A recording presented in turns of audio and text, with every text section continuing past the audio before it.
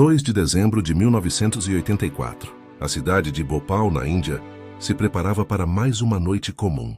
As ruas começavam a esvaziar lentamente. Pequenos vendedores guardavam suas mercadorias. Crianças ainda brincavam em vielas estreitas, enquanto o calor pesado da noite cobria a cidade. Milhares de famílias já dormiam e, sem saber, estavam prestes a respirar a morte. Olá, este é o canal Rememória e hoje vamos contar a história da tragédia de Bhopal, uma cidade que foi silenciosamente morta por uma empresa. Se gostar do nosso conteúdo, curta o vídeo e se inscreva no canal para não perder nenhum conteúdo.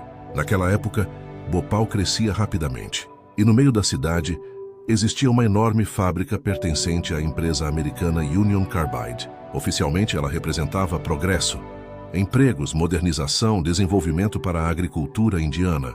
Mas por trás daqueles muros existia uma substância extremamente perigosa. Um composto químico chamado isocianato de metila. Um gás tão tóxico que mesmo pequenas exposições podiam destruir os pulmões humanos. Os próprios engenheiros da fábrica sabiam disso. Por isso aquele produto precisava ser armazenado sob condições extremamente rigorosas. Temperatura controlada, sistemas de emergência funcionando, monitoramento constante. Qualquer falha poderia causar uma tragédia. E o problema começou justamente aí. Com o passar dos anos, a fábrica deixou de gerar o lucro esperado. Então vieram os cortes.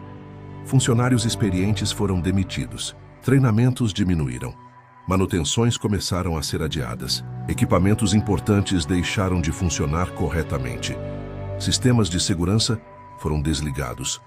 Tudo para economizar dinheiro. Enquanto isso, milhares de pessoas continuavam vivendo praticamente ao lado da fábrica, sem imaginar o risco real que existia ali. Alguns trabalhadores já demonstravam medo. Pequenos vazamentos aconteciam ocasionalmente. Operários reclamavam de ardência nos olhos, tosse, falta de ar. Mas quase nada mudava. Os avisos eram ignorados.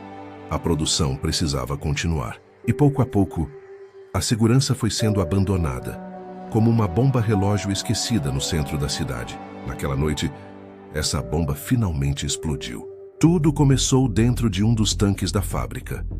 Em algum momento da madrugada, água entrou em contato com toneladas de isocianato de metila armazenadas no local. Aquilo jamais deveria acontecer. A reação química foi imediata. Dentro do tanque, a temperatura começou a subir violentamente. A pressão aumentava minuto após minuto.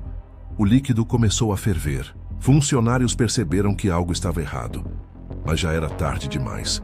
Os indicadores disparavam, o tanque estremecia. E então, pouco depois da meia-noite, uma nuvem começou a escapar da fábrica. Silenciosa, densa, branca. No início, parecia apenas fumaça. Mas aquilo não era fumaça, era gás tóxico. E ele estava sendo levado pelo vento diretamente para dentro da cidade. Os bairros mais pobres foram atingidos primeiro. Milhares de pessoas dormiam sem qualquer aviso, sem sirenes, sem evacuação, sem tempo para fugir. As primeiras vítimas acordaram tossindo violentamente.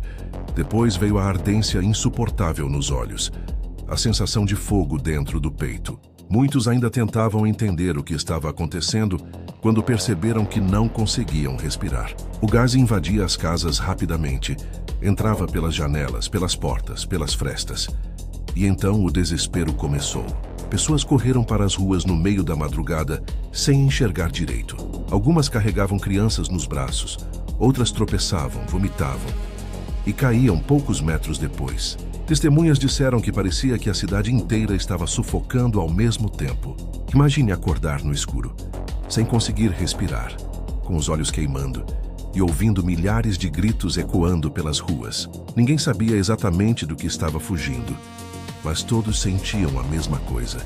O ar havia se transformado em veneno. Quanto mais as pessoas respiravam, mais o gás destruía seus pulmões. Hospitais começaram a lotar em questão de minutos. Médicos não sabiam qual substância havia vazado. Não sabiam qual tratamento usar. Pacientes chegavam tossindo sangue.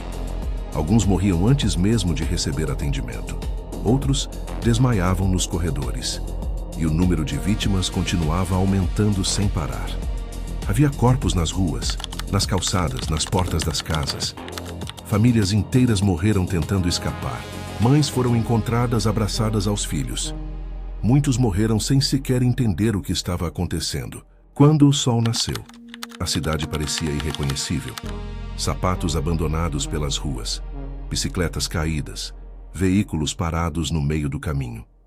Nos dias seguintes, o mundo começou a entender a dimensão da tragédia. Milhares de pessoas haviam morrido. O gás deixou sequelas permanentes. Problemas respiratórios, danos neurológicos, cegueira, doenças crônicas. Décadas se passaram. E ainda existem famílias vivendo com as consequências daquela madrugada. Bhopal não foi um desastre natural. Não foi um terremoto. Não foi um furacão, foi negligência, foi economia acima da vida humana. Muitos dos sistemas de segurança da fábrica simplesmente não funcionavam naquela noite. Alguns estavam quebrados, outros haviam sido desligados. Que o pior, já existiam alertas anteriores.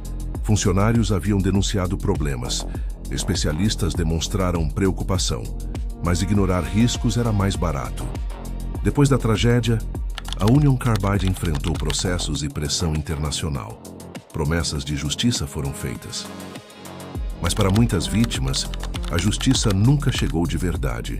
As indenizações foram consideradas insuficientes. Muitos sobreviventes continuaram vivendo na pobreza.